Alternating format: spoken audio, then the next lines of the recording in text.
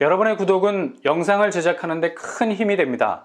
영상을 보시기 전에 구독과 좋아요 꼭 부탁드리겠습니다. 아울러 회원이 되시기를 원하시는 분들은 유튜브 채널 홈피 구독 옆에 있는 가입 버튼을 눌러주시기 바랍니다.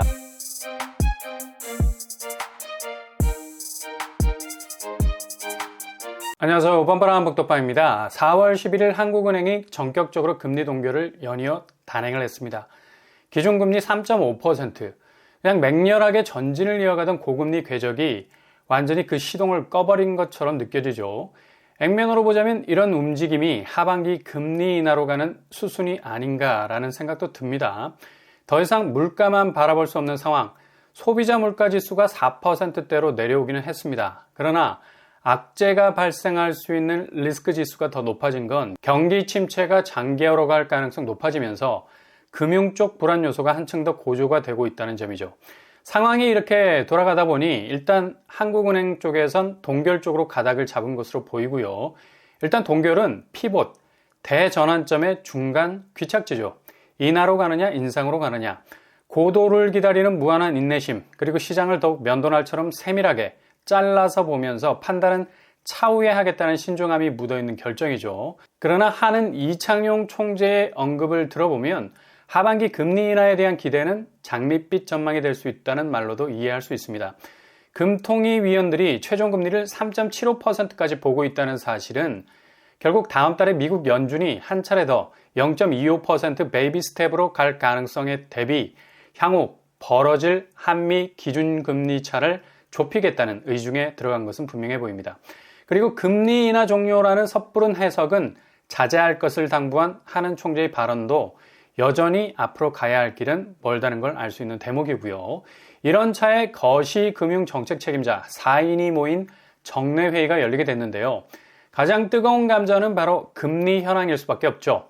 근데 실제로 한국은행이 지금까지 올린 기준금리의 상승폭이 물가를 잡기 위한 비상책이긴 했어요. 그러나 실제로 시중은행 금리, 그러니까 가장 피부에 와닿는 체감도 높은 전세대출 주담대 금리는 한국은행 기준금리 이하로 떨어지는 기현상이 발생하고 있는 상황이죠. 지표상으로 보자면 이거 뭔가 상당한 엇박자가 발생, 물가를 잡으려던 금리 인상 정책이 되레 시중은행 금리 인하로 인해서 그 효과가 무색해질 수 있는 결과값이 나올 수가 있고요. 반대로 현장에선 이렇게 높아진 금리 문제로 인해서 채무 불이행에 빠지는 가계 규모가 대폭 발생하게 되면 오히려 시장은 더욱 아수라장이 될 가능성이 높다는 거죠. 어찌 보면 서로 엇갈린 방향인 것 같지만 결국은 지금의 시장 상황의 리스크를 다소 안정적인 방향으로 몰아보자는 같은 취지라 볼 수 있죠. 결국 거시금융회의에서 하는 이창용 총재가 금융당국에서 너무 금리를 인위적으로 단기간 안에 끌어내리려는 시도는 오히려 물가 안정성에 좋지 않은 영향을 미칠 수 있다는 발언을 한 것으로 알려져 있죠. 일단 시장이 고금리 충격을 스스로 감내해낼 수 있는 내공을 키울 만한 여력이 사라질 수 있는 점은 있습니다.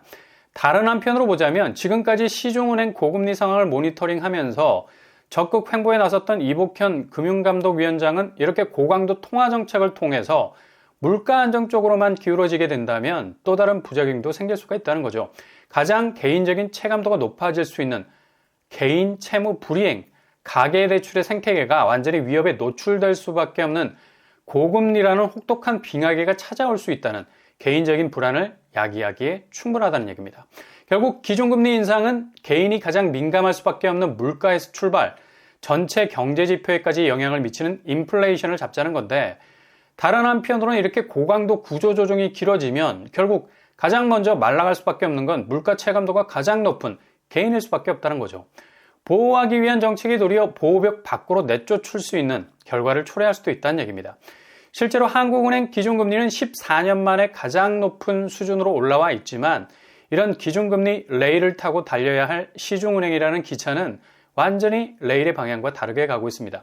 오히려 시중은행 금리는 전체적으로 낮아지고 있는 상황이죠. 결국 한국은행 총재의 공격적인 금리 인상은 창에 해당하고 금융감독원장의 시중은행 금리 인하 유도는 방패에 해당하는 건데 이것이 서로 간의 정책에 겨눠진 게 아니고 앞으로 밀어닥칠 불안정성이라는 리스크를 막기 위한 공격용, 방어용 정책들이라는 공통분모를 가지고 있는 거죠.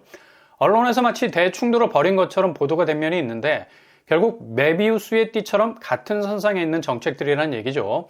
그래서 이번 한국은행 금리 동결은 완전히 금리 인하로 가겠다는 시그널은 아닙니다. 분기점과 같은 포인트고요. 미국 금리 상황, 그리고 경기 지표의 움직임, 금융 불안 요소의 궤적에 따라서 다양한 선택지를 놓겠다는 포석이죠. 그리고 금융위의 시중은행 금리 인하 유도는 지금 개인 차주가 겪고 있는 엄청난 이자 부담 요소를 단기적으로 해소해주는 정광석화 같은 찌르기 해법인 것 같이 보입니다. 그냥 기준금리 인상분을 기계적으로 따라가는 시중은행을 제재하지 못하게 되면 모든 가계 빚은 폭탄이 될 가능성 높죠. 적절한 컨트롤은 신의 한 수였던 것 같고요. 그래서 지금 시중은행의 전세자금, 주택담보대출 금리가 3%대를 바라보고 있습니다. 전세대출 고정금리가 KB은행 3%에서 4%대, 그리고 NH농협이 3에서 5%대, 신한은행 4에서 5%대, 우리은행은 4에서 4% 후반을 기록하고 있습니다. 지금 한국은행 기준금리 3.5%보다 낮은 수치를 기록하고 있죠. 그 정도로 지금 시중은행 금리 체감도는 어느 정도 기준선에서 많이 내려와 있는 상황이고요. 주택담보대출 고정금리도 3%대로 가고 있고요. 문제는 변동금리인데 변동금리 역시도 기준인 코픽스가 많이 내려와 있어서 앞으로 금리는 꺾일 것으로 보이나 그래도 여전히 시장 불안 요소가 많아서 대부분 고정으로 가는 분위기죠. 주담대 고정금리 현황을 보면 3월 신규 취급액 기준 고정금리가 88% 압도적입니다. 그리고 금리 퍼센테이지는 고정 변동 비슷한 수준이고요. 잔액 기준 비중은 고정이 59%, 변동이 40% 비율을 차지하고 있죠. 앞으로 금융위기 리스크가 얼마나 잘 관리가 되느냐에 따라서 금리 변동 가능성이 커지겠고요. 전세자금 같은 경우는 변동금리는 지금 상당히 안정적인 추세로 가겠지만 이후 금융시장의 불안 요소가 밀어닥치면 변동금리에선 걷잡을 수 없는 산불이 번질 가능성 높겠죠. 그래서 금융위원회에서 5월에 대환대출 플랫폼을 개통합니다. 인터넷상에서 몇 번의 클릭으로 안정적으로 금리를 갈아탈 수 있는 시스템을 구축할 예정이죠. 이건 적극적으로 잘 활용을 하셔서 되도록 전세자금 대출 같은 경우는 대환대출을 통해서 금리가 비교적 낮은 쪽으로 가급적 고정으로 가셔야 되고요. 주담대 대출은 올해 하반기에 시스템이 구축이 된다고 합니다. 참고를 하셔야 되겠고요.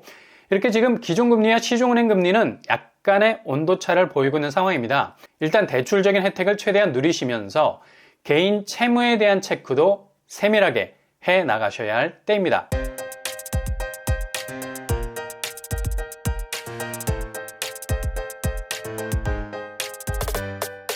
오늘의 부동산 캐릭터처 그동안의 공격적인 금리 인상 그리고 이후의 시중은행 금리 인하 창과 방패와 같은 성격이지만 결국 시장과 개인의 리스크를 줄이기 위한 공통분모적인 갑옷이라 볼 수 있고요.